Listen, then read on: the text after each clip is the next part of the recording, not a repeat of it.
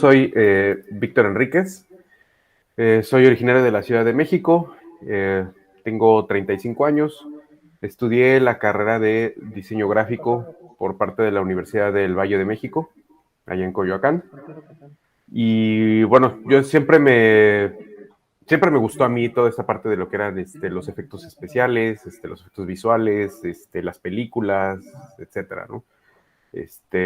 Para mí era como lo que más me gustaba era ver Volver al Futuro, La Guerra de las Galaxias, Terminator, todas esas películas para mí fueron los que dije, yo quiero hacer lo que hacen ahí. No sé cómo se hace, pero yo quiero hacer eso, ¿no?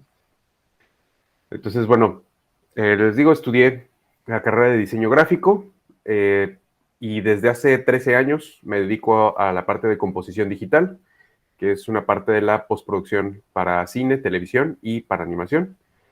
Desde el año 2016 radico aquí en Montreal, en Canadá.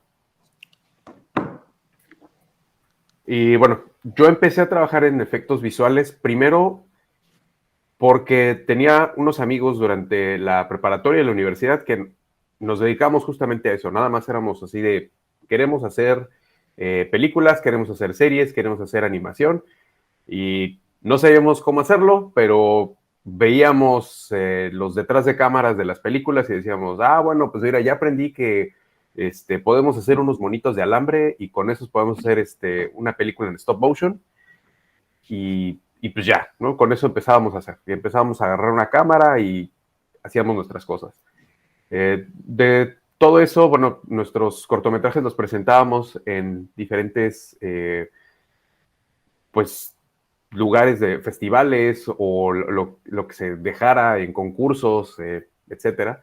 Y uno de esos fue el Cutout Fest en 2008 y ahí conocí al equipo de Olim VFX. Olim VFX es uno de los estudios en México que trabaja justamente para películas de Hollywood. Seguramente los han visto que trabajaron para películas de David Fincher. Son muy famosos porque siempre trabajan con David Fincher.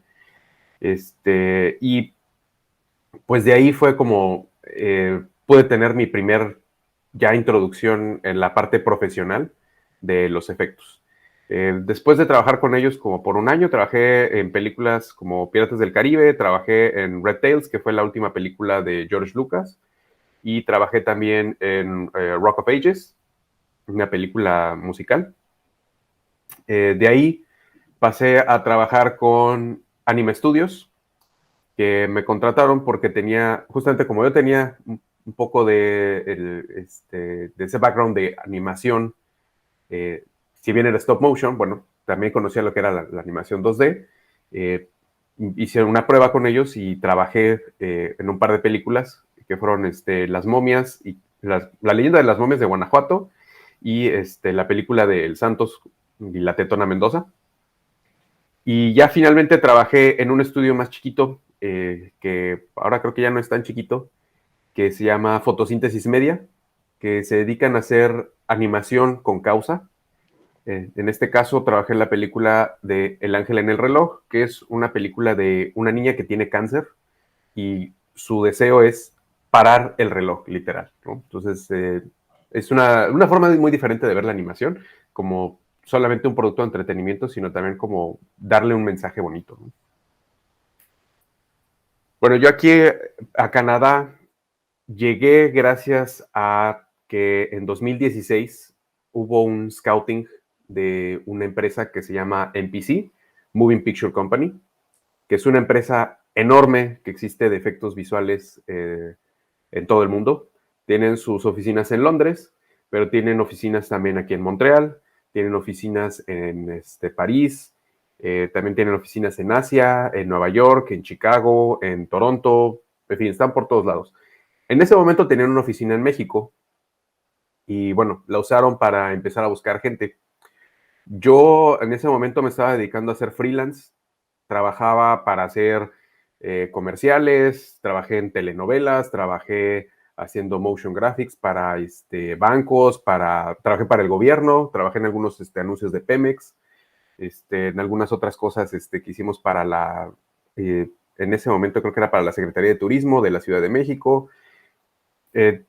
de nuevo, como freelance agarraba todo lo que se podía y pues ahí agarré experiencias de cosas que la verdad en mi vida hubiera pensado trabajar, como por ejemplo una telenovela.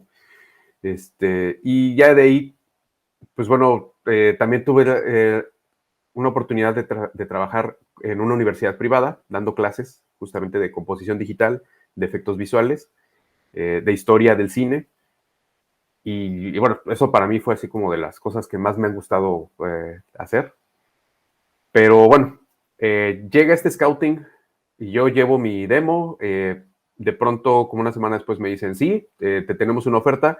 Y bueno, yo me vine aquí a Canadá. Originalmente yo venía por un contrato de 6 meses, pero me fueron renovando, hasta que en agosto del 2017 otra empresa me llama y me dice que me pueden ofrecer un contrato permanente. Y bueno, me quedé con ellos y ya de ahí yo dije, ¿sabes qué? Yo ya me quiero quedar aquí en Canadá, quiero que sea como, pues, ahora mi vida acá, ¿no? He trabajado y tenido esa fortuna de trabajar en varios estudios muy grandes. Como les decía, primero empecé con MPC, Moving Picture Company. Sí, a ellos seguramente los deben de conocer. Por ejemplo, trabajaron en Batman contra Superman, trabajaron ahorita en la película de Pinocho de Guillermo del Toro, trabajaron en Nope de Jordan Peele, trabajaron en Calabozos y Dragones, ahorita trabajan mucho para Disney. Por ejemplo, toda la película de Los Rescatadores, que salió ahorita para Disney Plus, la hicieron ellos. Dine, que son unos de los que han ganado el Oscar recientemente. Si saben de la película Duna, bueno, ellos son los que hacen la película Duna. También hicieron la película de First Man, trabajaron en películas de Marvel, han trabajado en películas de Spider-Man, en fin, y también trabajan para Netflix, Amazon, Apple, todo lo que es, por ejemplo, ahorita la serie de Fundaciones, ellos hacen una gran parte de eso. Framestore, que es una empresa que se dedica, muy famosa por sus criaturas digitales. Ellos son los que animan al Rocket Raccoon de Guardianes de la Galaxia y tienen una trayectoria muy amplia con proyectos de ese tipo. Rodeo, que es un estudio de aquí local, quebeco, que si les gusta Game of Thrones, si les gusta The Walking Dead, si les gusta Loki de Marvel también, ellos han tenido que ver. Y bueno, también tuve otra fortuna de trabajar en Squeeze, que es un estudio chiquito de aquí de Montreal, pero me tocó trabajar en un proyecto para Marvel directamente, que era la serie animada de What If. Esa fue una de las cosas que nunca me había esperado trabajar y me divertí muchísimo con ellos. Y bueno, en México trabajé con Olim VFX, como les digo, que en ese momento, por ahí de 2006, 2007, eran los únicos que hacían películas para Hollywood en México. Ahora ya se ha diversificado un poquito más. Anime Studios, que son creo que es el estudio más grande de animación ahorita en Latinoamérica. Y bueno, finalmente, ahorita yo trabajo en Outpost VFX, que es un estudio que empezó siendo un estudio chiquito. Éramos, cuando yo me uní, 40 personas. Ahorita somos 250 personas solamente aquí en Montreal. Tenemos otras 200 personas en India. Tenemos 180 personas en Reino Unido. Y bueno, desafortunadamente tuvieron que cerrar la oficina de Los Ángeles por algunas cuestiones de la industria, de cómo está ahorita, que ya les contaré un poquito más adelante. Bueno, yo he trabajado en proyectos como Wonder Woman, Ghost in the Shell, Fantastic Beasts, Shazam, Bloodshot. Trabajé en la película de eso. Trabajé en las series como His Dark Materials, La Materia Oscura para HBO. También trabajé en la película de Rápidos y Furiosos, la anterior a la nueva que van a sacar. Les digo que también trabajé en esta serie de What If para Marvel. Trabajé en Los Cazafantasmas, en la serie de Fundaciones. Y bueno, ahorita estoy trabajando en un proyecto de Netflix que es para otra serie de Netflix específicamente. Les voy a mostrar, a ver si puedo.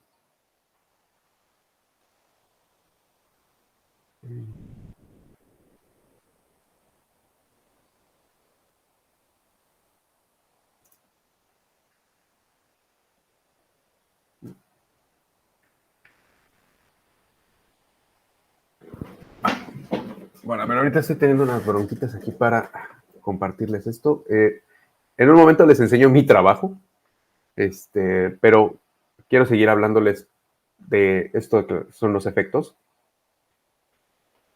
Y bueno, primero que nada, no sé si sepan viene bien qué son los efectos visuales, o de qué hablamos cuando decimos que son los efectos visuales. Entonces, hay que definirlos un poquito y hay una diferencia entre decir que son efectos especiales y efectos visuales. La parte de efectos visuales son los que nosotros estamos generando de manera óptica o de manera digital en la parte de la postproducción. Que a estos días la postproducción a veces también involucra un poquito de producción, es decir, podemos hacerlo en cámara, pero por lo general estamos hablando de todo lo que hacemos ya que se filmó la película. ¿Sí? Si metemos a Godzilla, si metemos a un Transformer, si metemos que queremos la Ciudad de México como si fuera en los 60s, que si queremos cambiar el color de toda nuestra escena, etcétera, todo ese tipo de cosas. Y los efectos especiales son efectos reales, efectos prácticos que están sucediendo. Por ejemplo, explosiones, humo, si hay alguien le dan un balazo y entonces le sale sangre del pecho, maquillaje que hagamos, cualquier cosa, ¿sí? Esos son físicos y los capta directamente la cámara, si no tenemos control sobre ellos. Y entonces, por lo tanto, estos sí pueden requerir de mucha planeación, pueden requerir de ciertas medidas de seguridad, a veces pueden ser realmente peligrosos, ¿no? Hemos escuchado tal vez por ahí muchas veces de que alguna persona pierde la vida o que se lastima justamente porque el stunt salió mal, o que algo salió de control. Es por eso también que nosotros existimos. Los efectos visuales nos permiten tener mayor seguridad a la hora de tener, por ejemplo, si estás haciendo como una explosión como la que tengo aquí en pantalla, que fue de una de las películas de James Bond, eh, pues sí, tiene sus méritos el hacerlo de manera práctica, pero también tienes que analizar los riesgos de qué sale más económico, qué sale más seguro y qué sale más práctico. Entonces, la función que tenemos nosotros a la hora de hacer efectos visuales o VFX es ayudar a contar una historia. A través de técnicas artísticas y tecnológicas, nosotros lo que vamos a hacer es ayudar al director, al guionista, a los actores a contar su historia.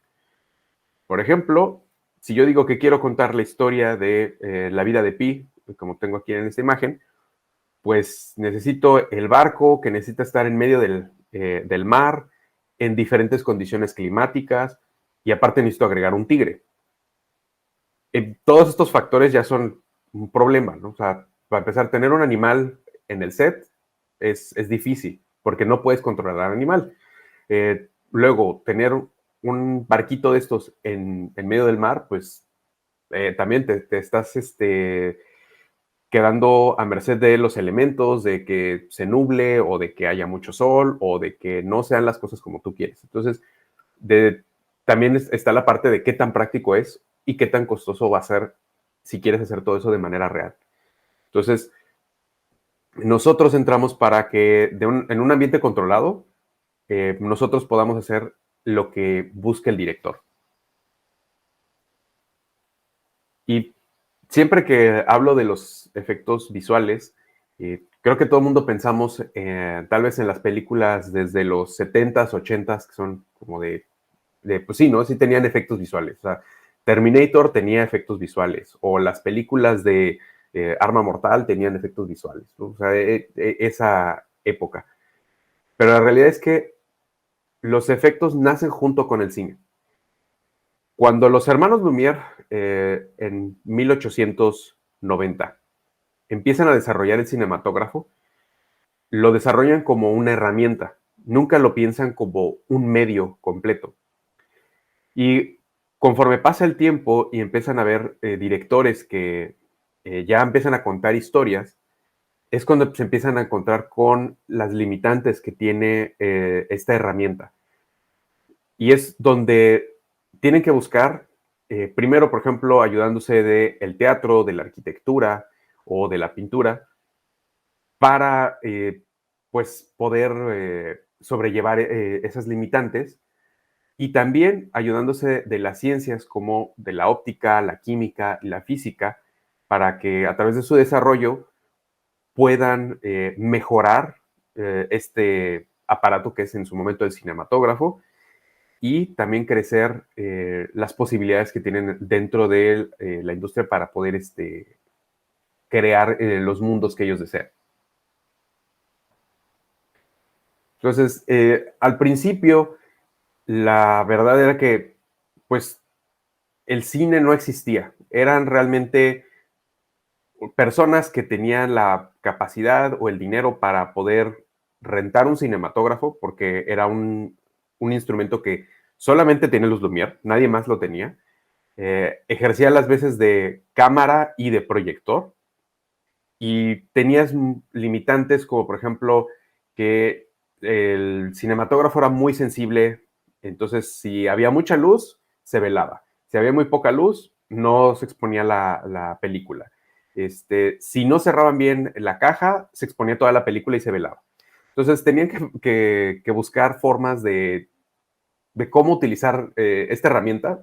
Apenas estaban como descubriendo. Uno de los que más pues de los que más creativos tiene es Georges Méliès. Ahorita les voy a hablar un poquito más de él. Pero entonces, por ejemplo, al principio, esto era lo que podían hacer o lo que se les ocurría a la gente, ¿no?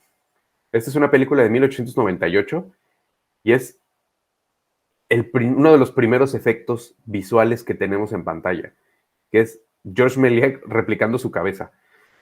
Este señor era hijo de artistas, de actores. Me parece que su mamá era bailarina y su papá era actor. Y él se dedicaba a ser prestidigitador. O sea, era mago, pero también era científico, pero también era brujo. Él hacía de todo. Entonces, él empieza a ver que el cinematógrafo puede ser no solamente como un medio para entretener, sino que también puede contar historias, puede contar chistes, puede contar más cosas, ¿sí? Entonces, aquí podemos empezar a ver que a él se le ocurre y empieza a buscar formas para hacer estos gags, estas bromitas en pantalla. Ya cuando se desarrolla más el cine, ya que tenemos más tecnología, aún así teníamos el problema de que las emulsiones eran muy, muy malas y entonces todo lo tenías que hacer dentro de un set. Y, por ejemplo, si querías contar la historia de unos asaltantes que se robaban el tren, pues no podías filmar el tren bueno, ahí mismo. Lo que tenías que hacer era tomar una cámara diferente, con una emulsión diferente, filmar ese tren en locación y después utilizar ese material, proyectarlo con un proyector dentro de la película y con eso ya tenías ahí tu tren que lo ponías en el set, digamos, ¿no? Ese era uno de los primeros usos que empiezan a tener para contar una historia ya. Y con esto, pues estás hablando de que la gente empieza a creerse que, sí, estamos aquí, se están robando el dinero y todo. Por ejemplo, aquí podemos ver cómo se ve que está pasando la velocidad del fondo, todo. Eso empieza a ayudarnos narrativamente a contar esta historia, ¿no? Entonces, bueno, yo les hablaba de Méliès. Méliès fue la primera persona en empezar a pensar en, oye, no solamente podemos hacer esos chistecitos como el de quitarme la cabeza, También podríamos hacer historias como en el teatro. ¿Sí? El teatro agarramos obras escritas y las adaptamos. En este caso, lo que a él se le ocurre es, ¿y si hago una historia, ¿sí? Como digamos, una obra de teatro adaptada y la grabo con mi cámara y empieza a adaptar El viaje a la luna de Julio Verne? Pero a él no solamente se le ocurre utilizar lo que tenía como del teatro, que fue, por ejemplo, los escenarios, el maquillaje, los efectos de pirotecnia, etcétera. También empieza a utilizar recursos que aprendió con sus cortitos que habíamos visto. Por ejemplo, aquí podemos ver que es esta escena donde disparan la bala hacia la luna y sale todo el mundo regocijándose.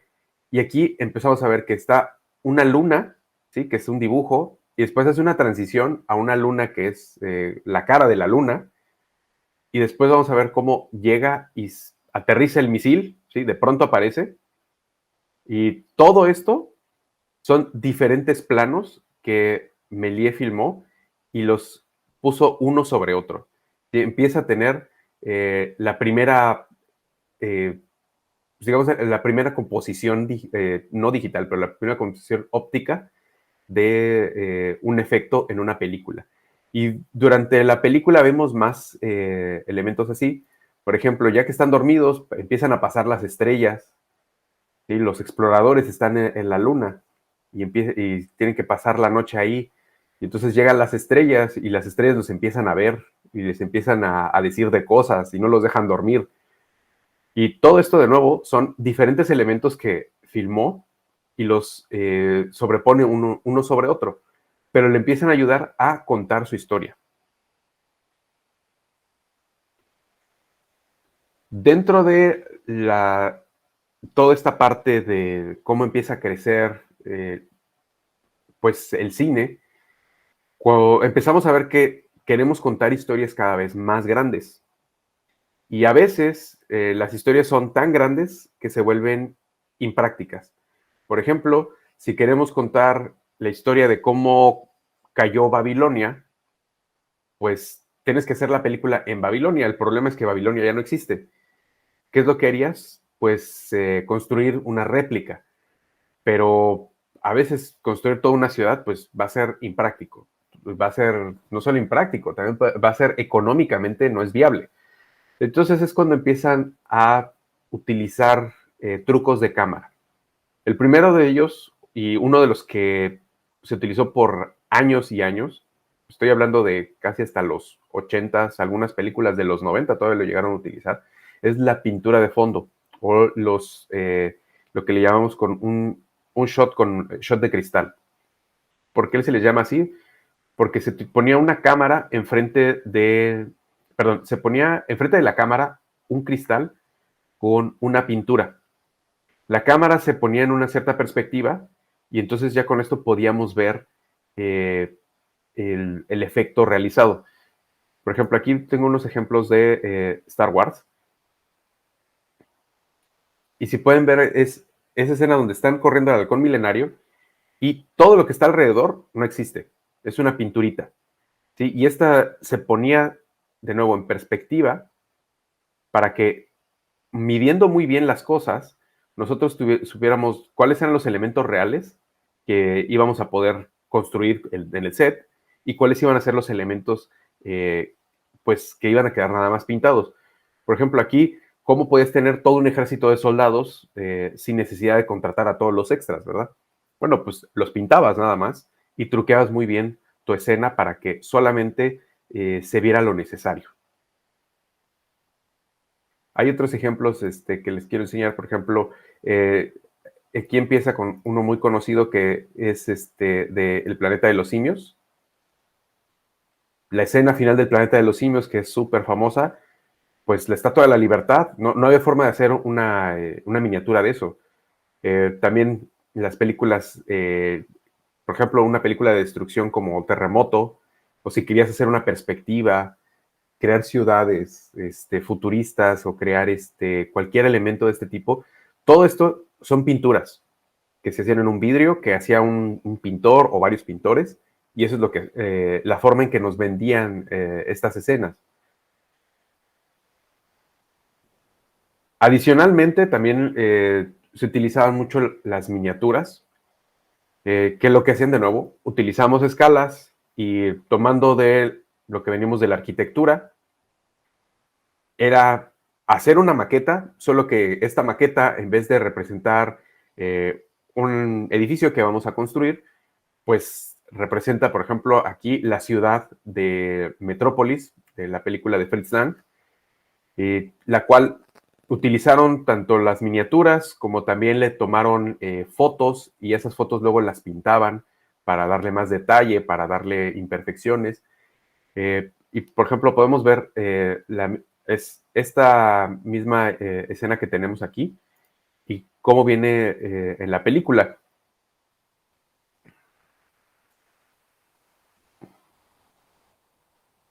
Por ejemplo, aquí vemos ciertos elementos que se están moviendo. Esos son elementos que estaban filmados en cámara. Todo lo demás era eh, pues la pintura, o en este caso eran las miniaturas.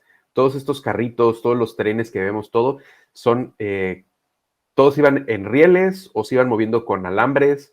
En fin, hacer esta película fue realmente un desarrollo tecnológico para poder hacer que la ciudad se viera viva, ¿sí? Y esto, bueno, eh, todo lo hacían, digamos, con materiales tradicionales, como por ejemplo pueden ser la madera o algunos acrílicos, cartón, etcétera. Hoy en día seguimos utilizando las miniaturas en menor manera, pero por ejemplo, esta escena es de la película, la última película de Blade Runner, y todo esto es una maqueta que hizo el equipo de Weta, los mismos que hicieron El Señor de los Anillos. Y, por ejemplo, ya que la vemos aquí, la escena, son los edificios reales, nada más adicionándole elementos digitales, ¿no? En este caso. Pero podemos ver la escala y el tamaño que tiene todo esto. Y ¿cómo decirlo? El hacer algo físico, como este caso, en este caso es este edificio de la policía, le da cierta realidad, ¿sí? Puedes ver la textura, puedes ver los detalles, puedes verlo de una manera muy diferente tal vez a lo que podemos hacer en el plano digital. Las miniaturas, de nuevo, se siguen utilizando, no todos las utilizan, hay, dependiendo de tu producción va a ser lo que tú quieras hacer, pero, por ejemplo, estas son escenas de Blade Runner, la original de Blade Runner. También esta es una escena de Star Wars, de las primeras, y pues como vemos, no son miniaturas, pero no son tan miniaturas, son realmente de tamaño bastante grande comparados con las personas en las que están ahí trabajando. Esto es de una de las precuelas de Star Wars, la de episodio 1, una escena donde salen los pod racers, los carros. Aquí tenemos, bueno, Guillermo del Toro con su última película de Pinocho. El, y de hecho, él en uno de los detrás de cámaras hablaba sobre las diferentes escalas que tuvieron que utilizar para Pinocho y para los diferentes personajes. Inclusive tenían un Pinocho que era la cabeza nada más, que era casi del tamaño de una persona normal, de un adulto. Esta, por ejemplo, me gusta mucho porque es Christopher Nolan, el que dirigió Interstellar y Dark Knight, toda la trilogía de Batman. Él le gusta mucho hacer las cosas prácticas, pero también reconoce cuando no puedes hacer algo como, por ejemplo, una nave espacial. No puedes tenerla de manera práctica, pues a una escala 1 a 1, pero sí puedes generar el modelo y puedes tener esa sensación física, ¿sí? De cómo reacciona con la luz de manera real, los materiales, etcétera. Ahora, ha cambiado, ¿sí? Estas técnicas se han empezado a mezclar un poquito en la parte del plano ya digital. Y ahora lo que hacemos es utilizar modelos, utilizar texturas, utilizar imágenes, eh, utilizar simulaciones, etcétera, para generar lo mismo. Ya no utilizamos pinturas estáticas, ahora podemos darles mucho dinamismo. Por ejemplo, es el demo de el lugar donde trabajo, de Outpost, solamente dedicado, uy, perdón, solamente está dedicado a la parte de environments, ¿sí? De hacer todas estas planos, secuencias donde podemos empezar a darle vida al mundo. ¿Sí? Por ejemplo, en las películas de época, muchas veces no podemos replicar todo o estamos en una ciudad que cambió, entonces tenemos que reconstruirlo, o podemos crear elementos completamente nuevos, ¿no? Un planeta, naves espaciales, eh, algo que nunca podría haber existido.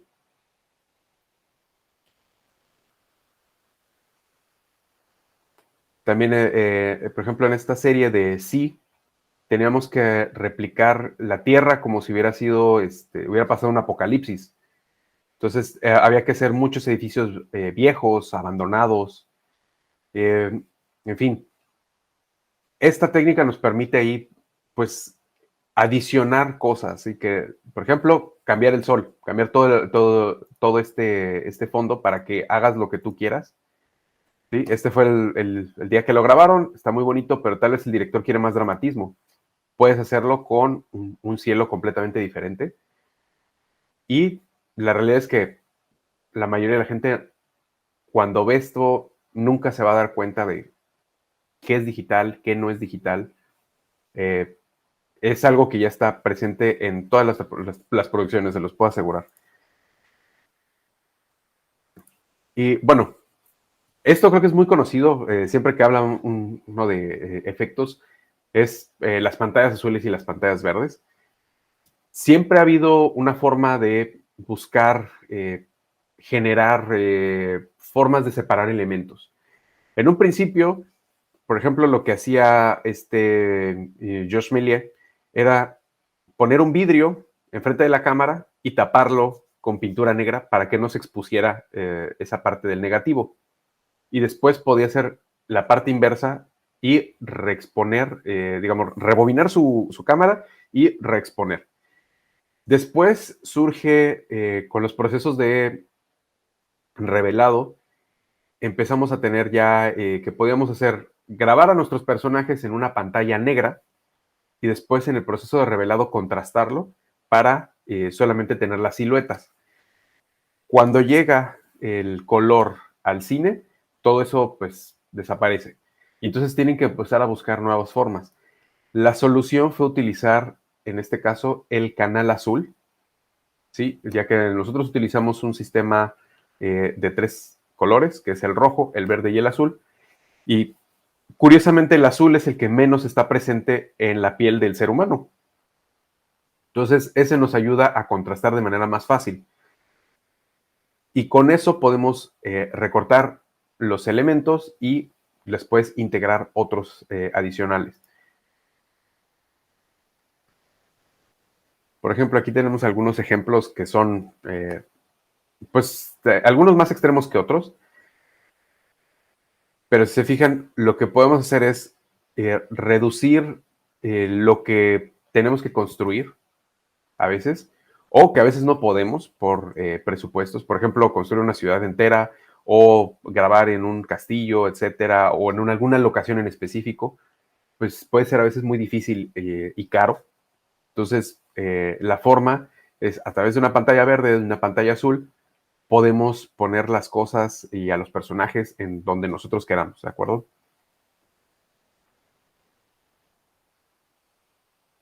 Particular a este. Hay uno que les quiero mostrar. De Betty la Fea, que es súper sorprendente lo que hizo el estudio que se llamaba Stargate, porque estaba cambiando completamente todo. Sí, ellos se especializan en hacer eso, en que puedas grabar en un green screen y todo lo puedan ubicar y puedan rehacer todo alrededor. Y bueno, es una técnica que utilizamos para todo, tanto para elementos como para personajes, para cámaras en movimiento, etcétera. Luego, seguramente hemos visto o han visto esto que es stop motion, que son estos personajes que, de nuevo, en la mentalidad que teníamos en los 30, pues para ser King Kong podías haber agarrado a un señor y vestirlo de gorila, ¿no? Y esa puede haber sido King Kong, pero ibas a tener el problema de las escalas. Y entonces, cuando empiezan a hacer las miniaturas, dicen, pues bueno, podemos hacer un King Kong a escala también, y con eso tenemos el tamaño, ¿no? De que está agarrando a una persona o está agarrando el avión, le está pegando, etcétera. La única forma de hacer eso era a través de las marionetas.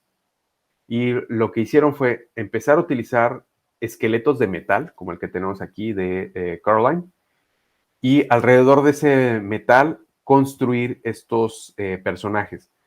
Eh, en un momento se utilizaba mucho rellenos muy orgánicos como el algodón, la paja, etcétera, y sobre eso se construía con, por ejemplo, con látex, con espumas de poliuretano, etcétera. Hoy en día podemos utilizar siliconas, podemos utilizar espumas más complejas y densas, pero que también son muy fáciles de trabajar, que son muy ligeritas, y sobre eso pues podemos crear nuestros personajes.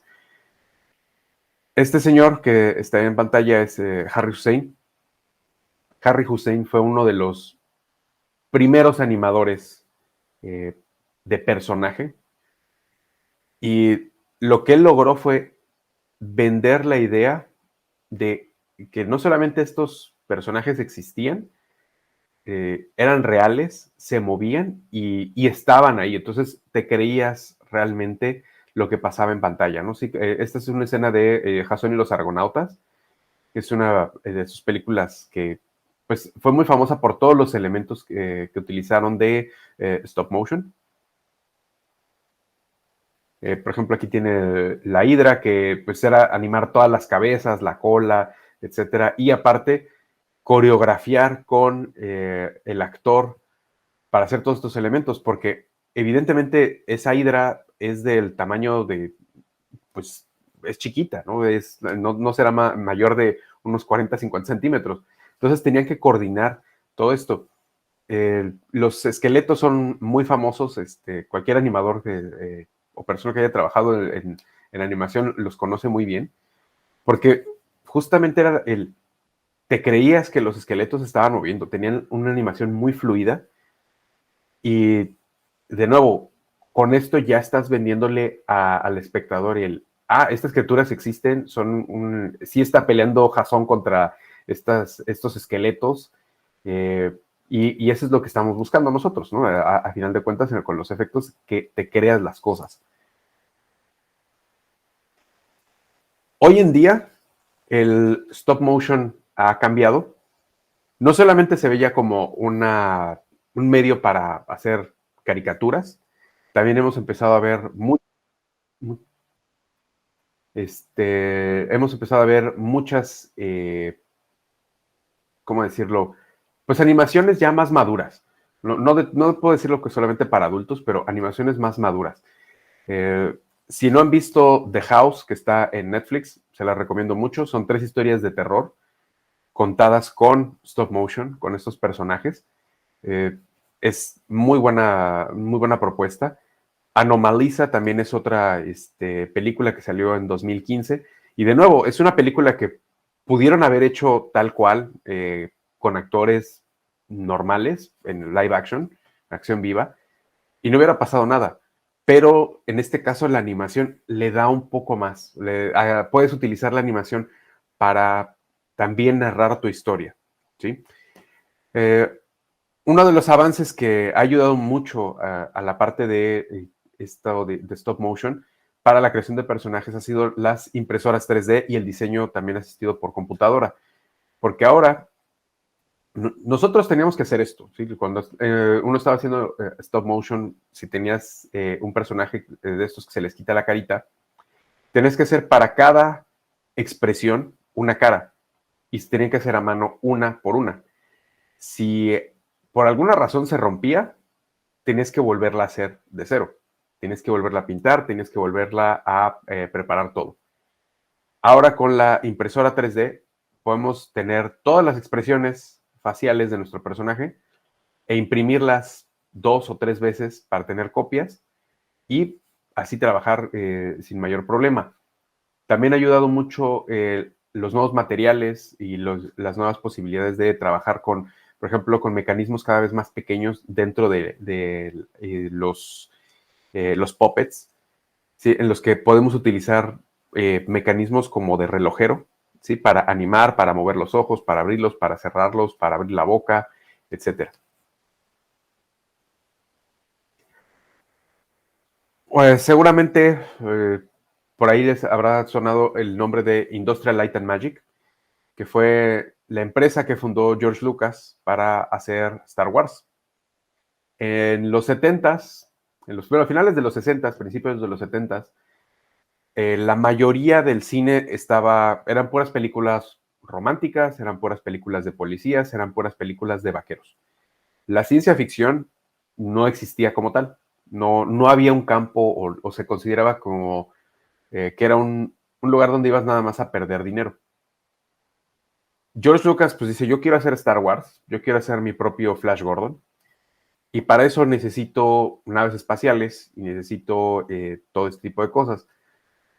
Fue a los estudios de ese momento, les compra las máquinas que utilizaban para hacer los efectos, las mete en un almacén y empieza a contratar a varios pues, chavos que acababan de salir de la universidad.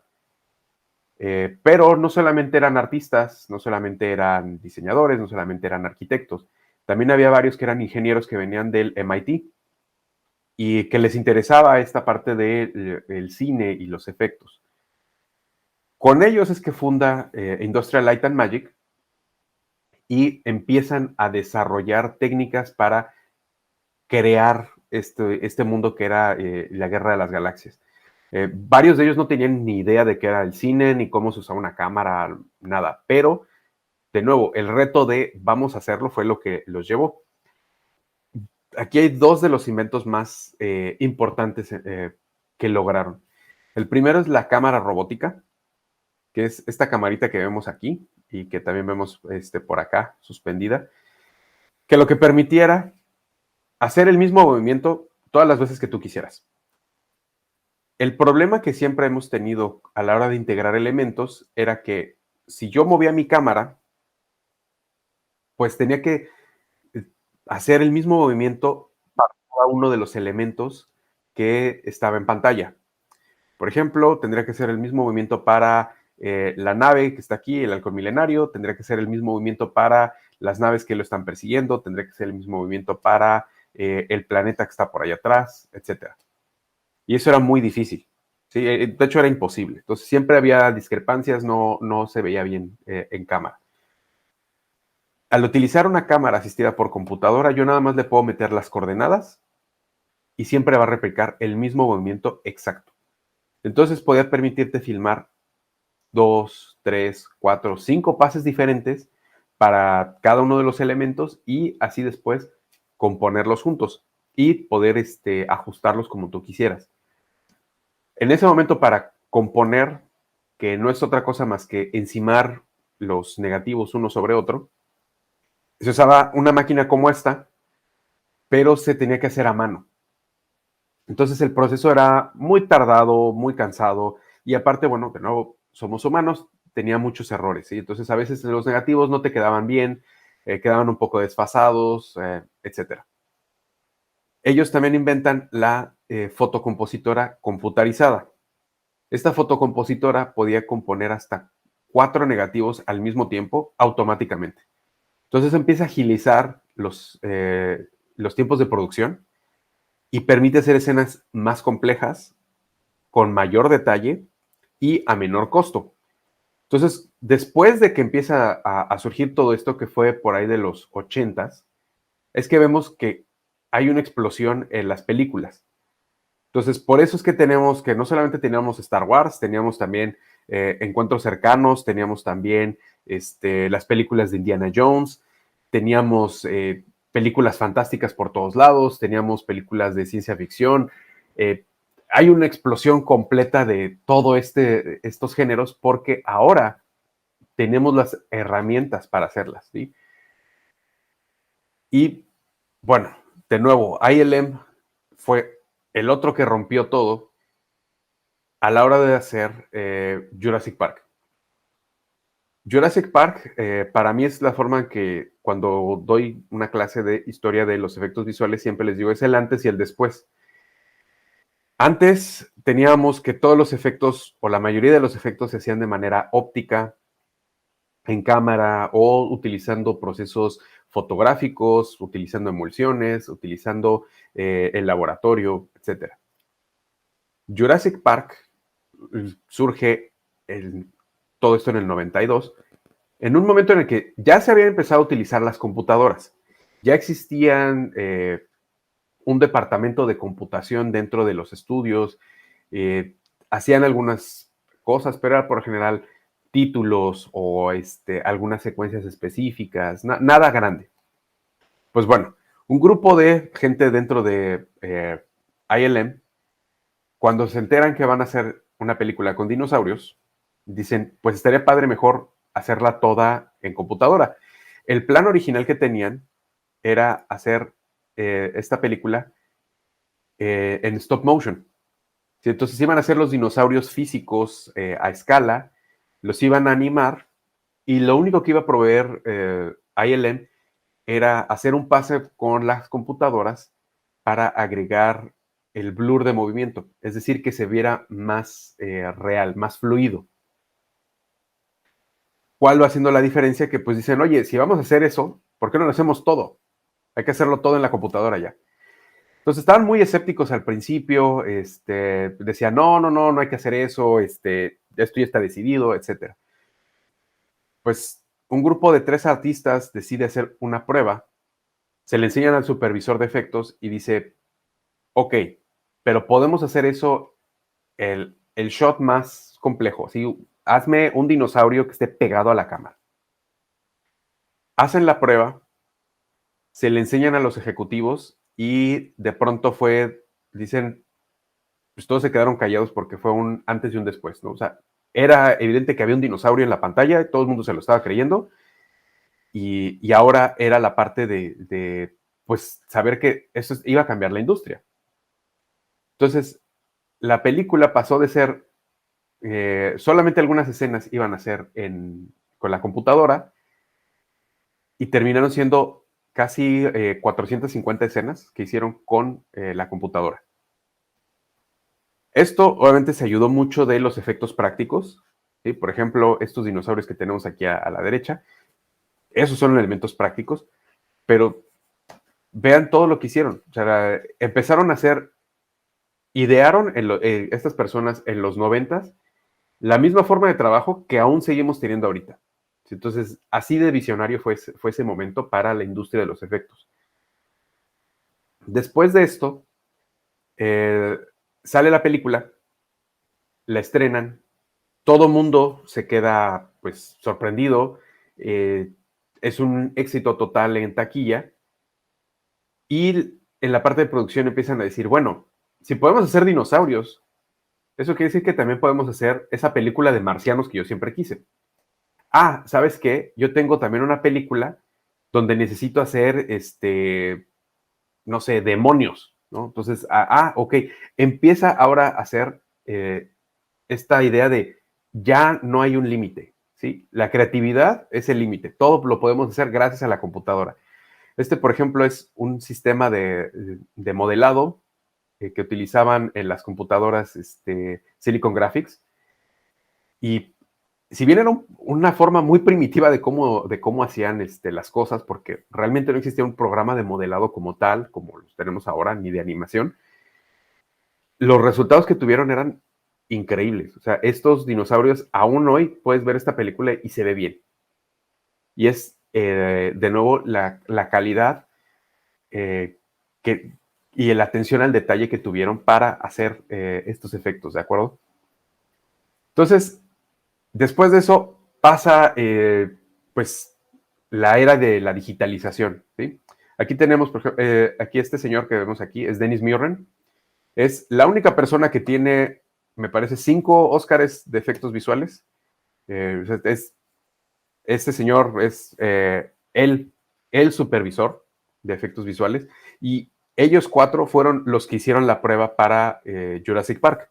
Fueron los 4 que se les ocurrió. Ellos sabían que ya era tiempo de que la industria cambiara, pero los demás estaban, pues aún no se la creían, ¿no? Estas son las computadoras que se usaban en ese momento, las Silicon Graphics, que cada una de estas computadoras, creo que la más barata en ese momento costaba casi 100,000, 200,000 dólares. Entonces, era una inversión muy grande para un estudio el comprar una de estas computadoras, porque dependían, a diferencia de como hoy que podemos ir y pues puedes ir a Best Buy o puedes meterte a Mercado Libre y puedes comprar tu computadora, en ese momento Silicon Graphics tenía como su patente de sus procesadores, su propio hardware, su propio software. Eran muy específicos en cómo las vendían, solo las vendían de nuevo a empresas o a privados que tuvieran mucho, mucho dinero. Pero bueno, la tendencia era hacia allá. Entonces empezaron a hacer pues este gasto. ¿Sí? Los diferentes estudios empiezan a hacer este gasto porque empiezan a pasar diferentes revoluciones. No solamente es el empezar a hacer dinosaurios digitales, también es empezar a hacer que los efectos visuales ya no sean solamente para monstruos y dragones y cosas así, sino ahora hacerlos para narrar dramas, narrar comedia, narrar suspenso. ¿Sí? Los efectos cambian durante los 90 porque también se inventa la intermedia digital. ¿Qué es una intermedia digital? Es tomo lo que yo filmé, ¿sí? De mi negativo de 35 milímetros, lo paso por una computadora que le toma fotitos a cada uno de esos fotogramas, los digitaliza y los mete en un sistema de cómputo y dentro de ese sistema de cómputo yo puedo cambiar todos los colores de la manera que yo quiera. Entonces, la primera película que lo usa es esta que se llama Oh hermano, ¿dónde estás? Oh brother, where art thou?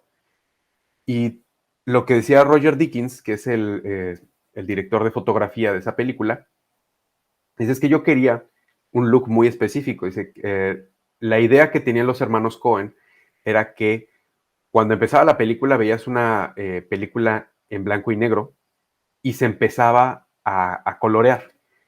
Pero siempre querían que la gente, por ejemplo, si estábamos en el desierto, que el espectador cuando estuviera viendo la película le diera calor nada más con ver el desierto. Entonces, si se fijan, todos los colores aquí están sepia, ¿sí? Todos los personajes, todos los elementos, aún por ejemplo aquí el overall que debería ser pues de color azul porque es la tela es de ese color, está completamente todo teñido de sepia, pero el cielo es azul, azul, azul. Esto es imposible de hacer en cámara, es imposible, no había filtro, no había nada que te pudiera hacer eso. Entonces surge ahora una era donde también podemos empezar a narrar a través del color. ¿Sí? Si yo quiero que mi escena esté fría, porque es una escena triste, pues le puedo empezar a bañar todo hacia los tonos azulados. Si quiero que sea una escena muy feliz, podemos saturar el color. Si quiero que sea una escena, por ejemplo, si quiero que sea una escena de época, ¿sí? Podemos ahora hacer blanco y negro a nuestro personaje y también integrarlo dentro de estos elementos. Si han visto la película de Forrest Gump, pues seguramente ven que hay muchas escenas donde sale los personajes interactuando, por ejemplo, con John Lennon, con Jimmy Carter, con el presidente Kennedy, salen en eventos que fueron históricos, pero de pronto es el personaje de Forrest Gump. Y entonces es como, ¿cómo haces eso? Bueno, pues literales con la intermedia digital, utilizando diferentes técnicas digitales, podemos manipular las imágenes para llegar a eso. Y aquí es donde empieza lo que pues se vuelve pues sí, el pan de cada día de muchos de nosotros cuando hacemos efectos digitales, que es el engañar. ¿Sí? Por ejemplo, tenemos la escena donde va a dar el discurso. ¿Cómo puedes hacer eso si no tienes todos los miles de extra? Bueno, pues los puedes ir filmando uno por uno y después componerlos todos. La famosa plumita, ¿no? ¿Cómo puedes controlar una pluma? ¿O cómo puedes hacer que una persona pierda las piernas? ¿Sí? El actor. Bueno, pues literal es borrarlo y reemplazarlo, las piernas por muñones digitales. Escenas como esto, donde salen las explosiones, todo, es una escena muy riesgosa para ser real y no vas a arriesgar a tu talento a que lo haga en ese momento, ¿verdad? Entonces, de nuevo, puedes utilizar la composición para empezar a separar los diferentes elementos. Por ejemplo, aquí tienes que está Forrest Gump, que va cargando a su amigo y después vas agregando los demás. Por ejemplo, es los principios de cómo teníamos la época digital, cómo empieza a surgir, cómo empezamos a reconstruir escenas, ¿sí? Completas y cómo las empezamos a integrar. Y de nuevo, nadie se da cuenta cuando está viendo la película que esto tenía efectos visuales.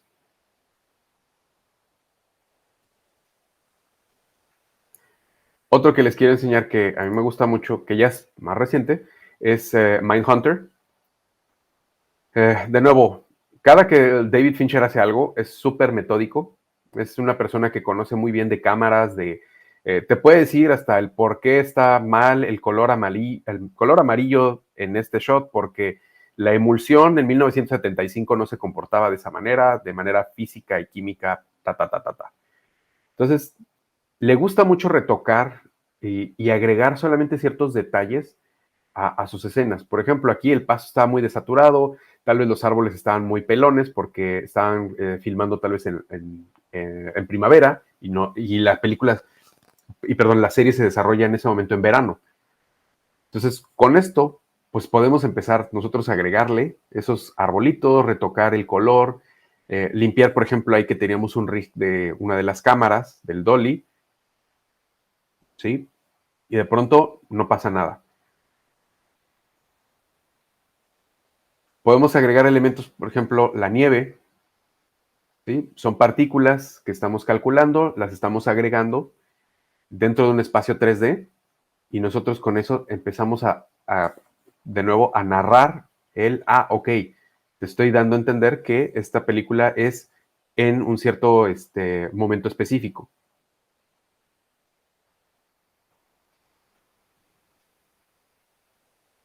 O podemos crear locaciones enteras, ¿sí? No sé si han visto que, por ejemplo, cuando hacen una película que sea en París, curiosamente desde todos los ángulos siempre se ve la Torre Eiffel. Entonces es el mismo efecto que tenemos aquí, ¿no? Uno de las partes que más me gusta de este reel, si les quería enseñar, es este. Por ejemplo, aquí, de nuevo, el compromiso con los detalles históricos. En los 70s no había rampas para minusválidos, porque todavía no era una ley, no era un requisito. Entonces, hay que borrarlas, ¿sí? Para que todo esto tenga sentido y coherencia con nuestra historia. ¿Sí? De nuevo, hay que borrarlas, no existen esas rampas.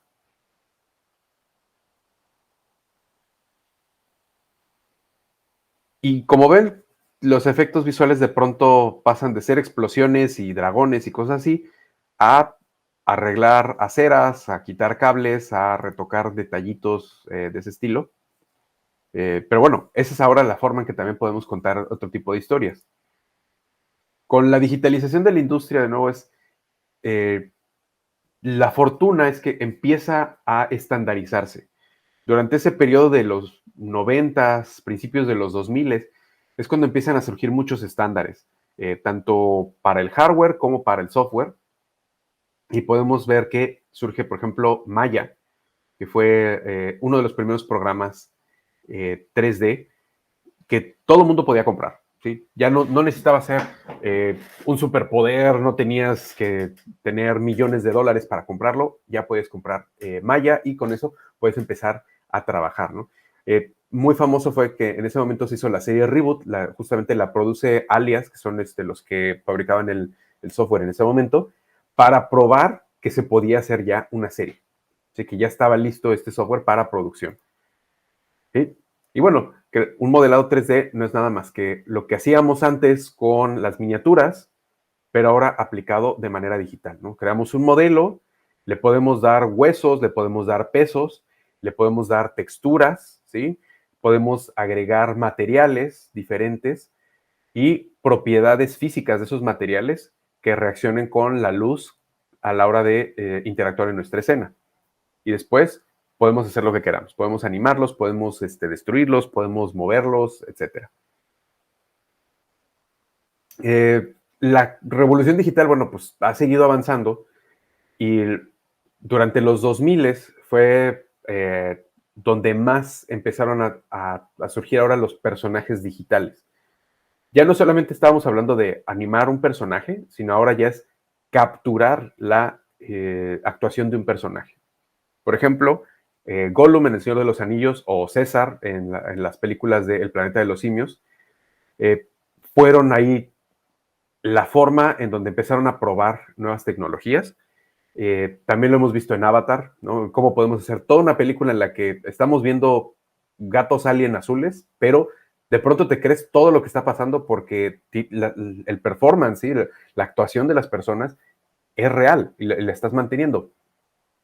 Una de las cosas que a mí más me sorprendió fue Blade Runner, la última película de Blade Runner, porque hicieron todo un trabajo para recrear una persona, sea una actriz que sale en la primera película. Para esto se basaron en la actriz, ¿sí? Pero también en un montón de datos de anatomía y de la biología humana para remodelarla. ¿Sí? Por ejemplo, copiaron la película, copiaron una escena de la película original y dijeron, si podemos replicarla en la película original y no se dan cuenta, entonces es que está funcionando nuestro modelo. Y es justo tal cual lo que hicieron. ¿Sí? Esto es ya otro nivel en el que podemos replicar humanos digitales uno a uno con la computadora en este momento. Y también, bueno, de lo que ha surgido mucho es el retoque de maquillaje. Por ejemplo, envejecer o rejuvenecer actores. Si vieron cualquier película de Marvel de los últimos años, de pronto se volvieron locos y empezaron a rejuvenecer a todos sus actores para escenas que tenían. Pues bueno, hay un estudio en Los Ángeles que es Lola, que es el que se dedica a hacer todo este tipo de trabajo. Por ejemplo, aquí tenemos como a Samuel L. Jackson lo volvieron a hacer como si tuviera 20 30 años, ¿no? Y bueno, ahorita ya lo que queda es, afortunadamente ha pasado que ya no necesitamos tener un presupuesto súper enorme, ¿sí? No necesitamos ser Avatar que gastaron 400 millones de dólares para hacer un producto de calidad.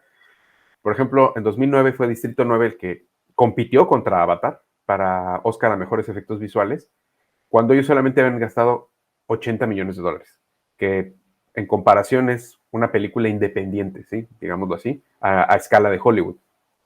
Y bueno, ahora por ejemplo con producciones como HBO, Netflix, que sí le están metiendo mucho dinero, pero no al nivel de una película, pero quieren hacer no una, sino 8 películas, porque son 8 episodios de una hora, con calidad de cine. Entonces nosotros tenemos que buscar formas de optimizar y de crear mejor contenido con mayor calidad y más rápido. Entonces ahorita ese es el dilema que tiene un poco la industria y el por qué está también pues afrontando ciertos problemillas, ¿no? Para solucionar parte de esto, ahorita se empezó a poner muy de moda esta parte de Unreal y la producción virtual, que no es otra cosa más que utilizar motores de videojuegos que ahorita ya tienen la capacidad para hacer escenas fotorrealistas en tiempo real.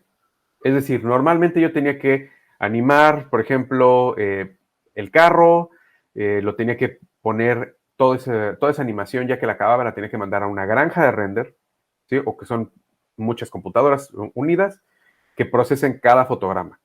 No, Unreal no. Unreal todo lo hace al momento utilizando procesadores gráficos, GPUs, eh, y optimizando todo porque, de nuevo, es un motor de videojuegos.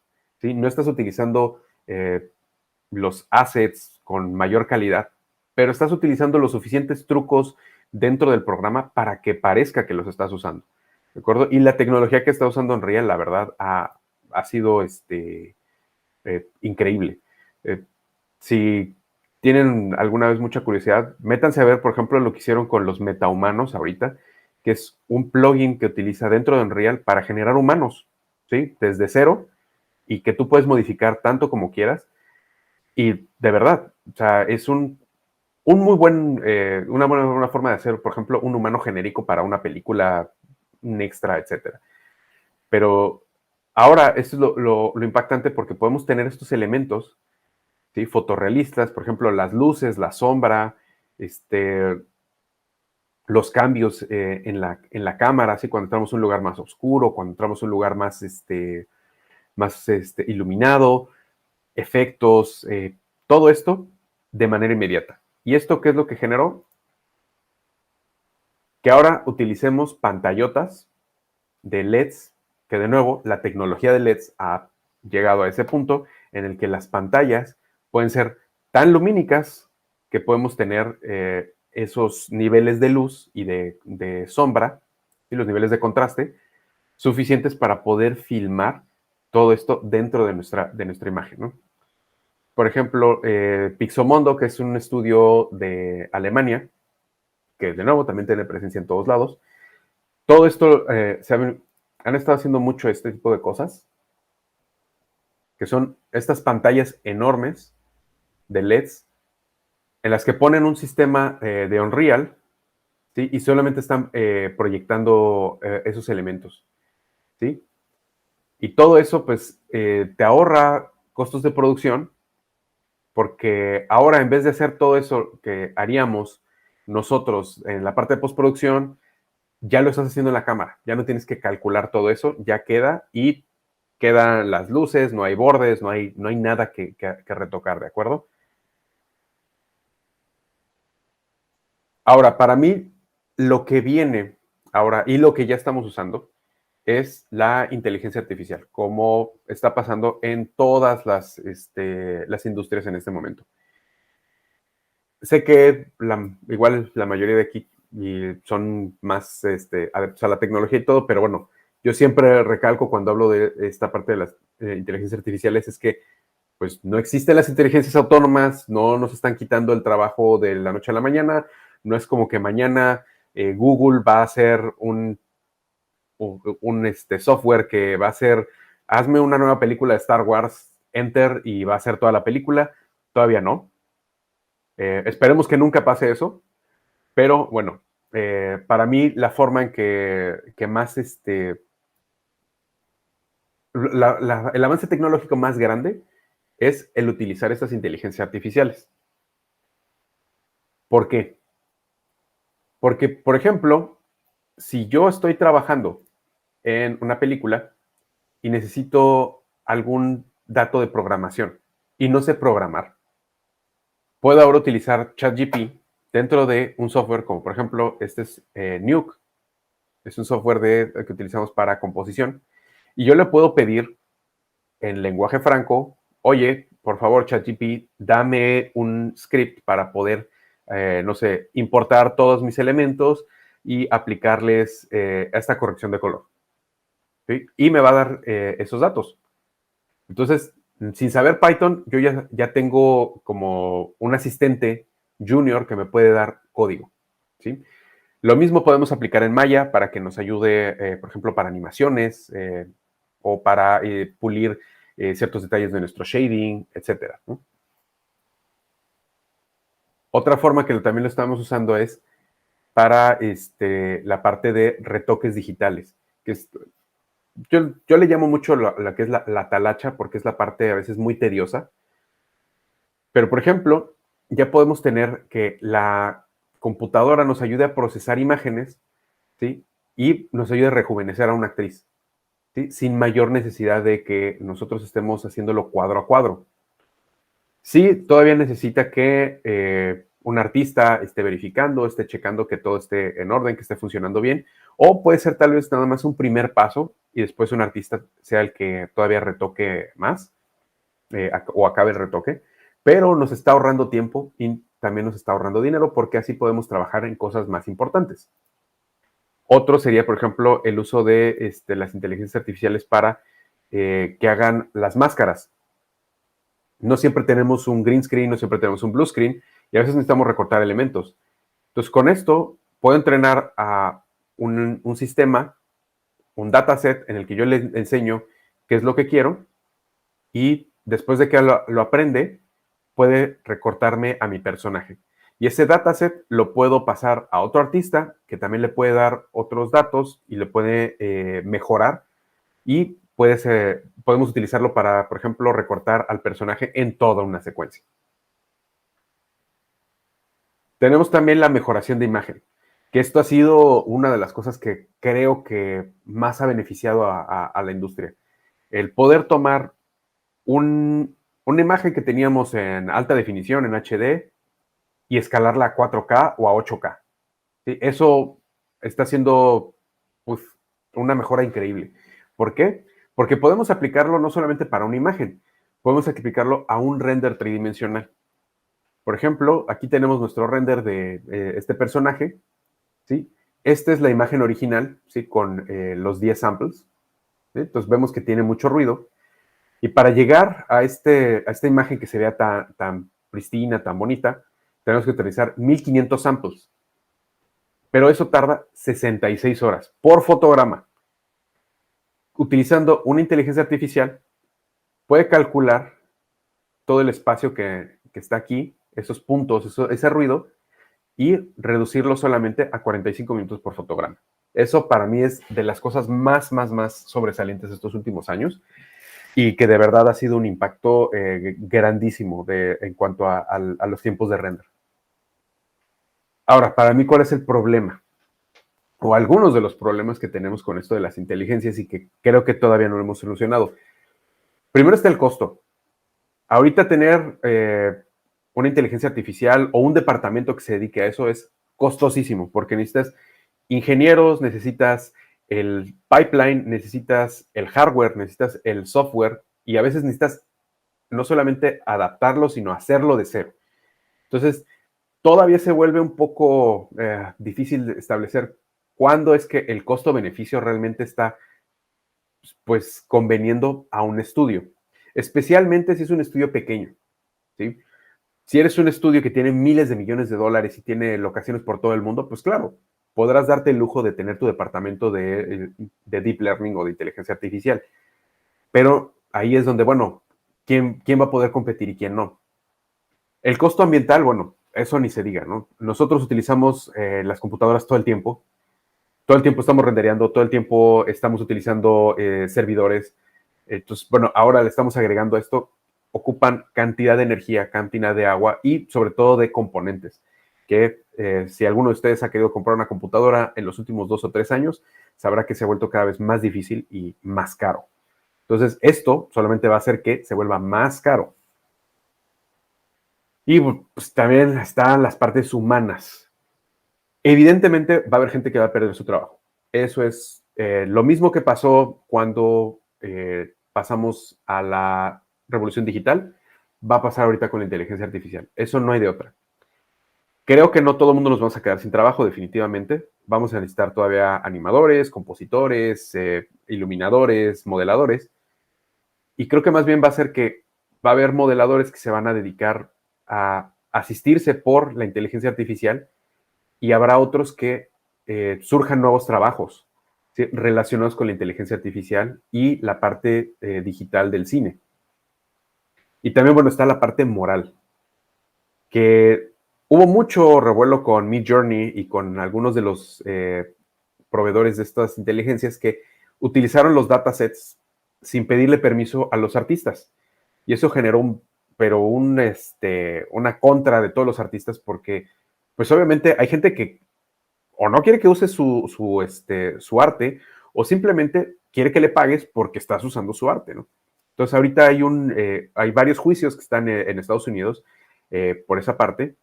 Y no solo eso, también tenemos la parte de desinformación y la facilidad con la que puede hacer uno deepfakes. Por ejemplo, este es un Morgan Freeman que no existe. Sí, es completamente digital, es completamente hecho por una inteligencia artificial. Habla como Morgan Freeman, se mueve como Morgan Freeman. Ahora imagínense que es el presidente de algún gobierno o alguna otra figura. ¿Sí? Entonces, las implicaciones también de hasta dónde podemos utilizarlas o cómo podemos utilizarlas, la verdad creo que todavía estamos en pañales en esa parte, pero en definitiva creo que es necesario empezar a hablar sobre las inteligencias artificiales o estos modelos, cómo implementarlos y cómo usarlos de una manera responsable, ¿sí? Pero bueno, hasta el momento, aquí así es como están las cosas en la industria. Eh, Y bueno, nada, espero que les haya agradado esto y que si tienen alguna duda, bueno, pues es el momento de poder preguntar y espero poder responder lo mejor posible. Muchas gracias.